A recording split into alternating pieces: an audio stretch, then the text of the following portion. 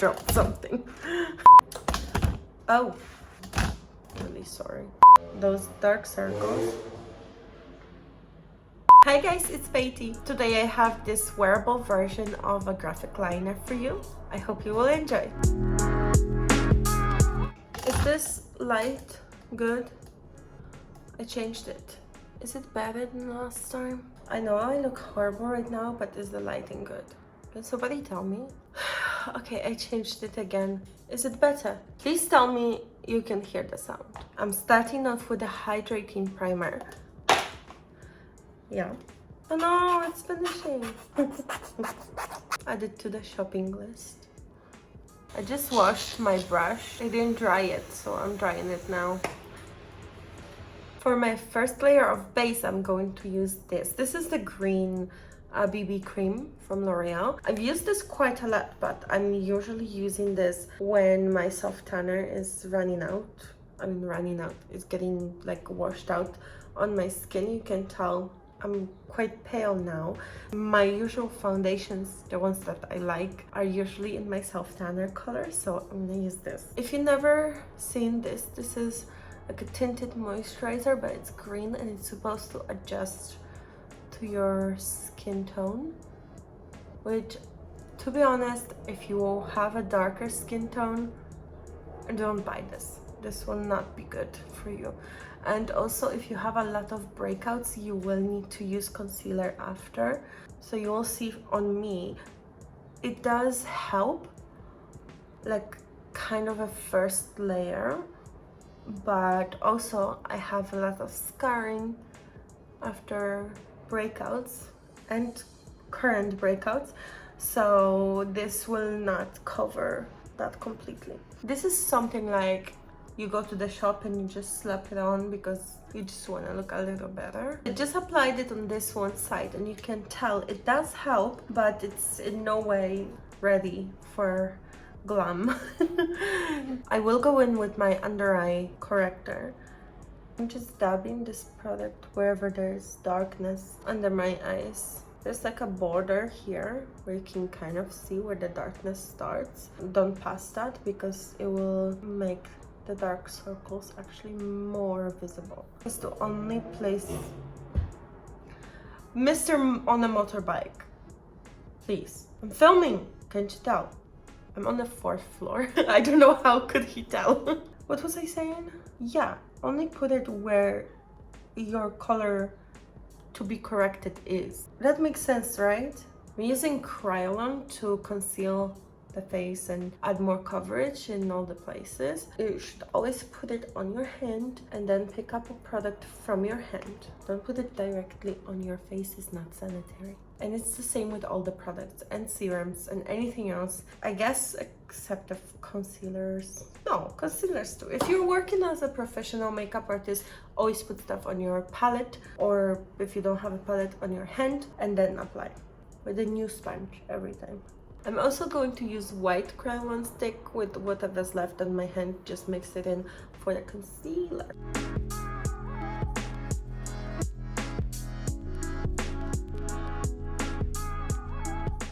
And I'm using a darker one for contour, and this one is in 7W. It doesn't say anything to you, it's dark. And this one I'm just taking on the side of a sponge and just pick some up, make a contour. When you're almost left with nothing on the sponge, just do the nose. On the side. I'm also using a cream blush, and this is a reddish shade, a little burgundy shade. I used this on my wedding. It goes really nicely with my skin tone, or I think. Put the sponge into the container and I spin, and it has the product on. But why I spin instead of dabbing is because it will distribute the color on the sponge better, so it will be all the same color all over. And yes, I am putting a little more. I know you're like, what's going on? No, I'm putting a little more because I'm gonna go back in with the other side of the sponge to blend. Makes me look cute. Stop doing that. I'm gonna be setting with loose powder, and I always put some on my hand. This is very risky business. I'm getting my powder puff to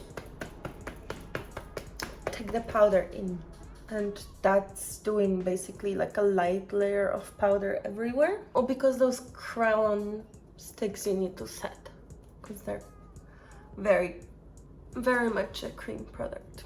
And then I can take a little more, set the under eye. You know, I'm talking like this, you know, one of those. This I like to just get rid of pretty much straight away if it's like a everyday look. If it's a glam for something, I would leave it a little longer. You can still see where my glasses were. I wear glasses, so those shadows are from constantly wearing glasses. I'm going to do some simple eyeshadow because we're gonna do graphic eyeliner, but we're gonna make it wearable. If you're not sure about all these lines on your face and stuff, or if you just like to be more under the radar, you can still go out with that liner and not feel crazy. So I'm gonna use this brown. I'm using a brush like this. Definitely use whatever you want. This was the only clean one I have, and I wish that was a joke, but it's not. First of all, I worked in the eyeshadow like this into the brush, so there's not much eyeshadow on the brush. It's gonna be like very fluffy. So first of all, I'm just gonna trace along here, along the crease, and then I'm gonna do like this kind of winged outline. This will also help us to make the eyeliner application easier, because this will kind of be your guideline or where you need to go. You can go a little under. If you don't want the swoop so far, you can obviously keep it smaller. Now I'm grabbing just a blending brush and I'm gonna blend out all of those edges. This is clean, nothing on it. So I've bought this remote to click and record, and I haven't clicked. Great. Anyways, what I did with this one is just picked up a little bit and added it to my eyelid. I'm sorry. I went on like a rant. I guess that's good that you didn't hear it. One of my eyebrows is higher than the other. One of my favorite eyeliner brushes is this little one you get with the gel liner in the Maybelline one. I already made a mark. How clumsy can you be?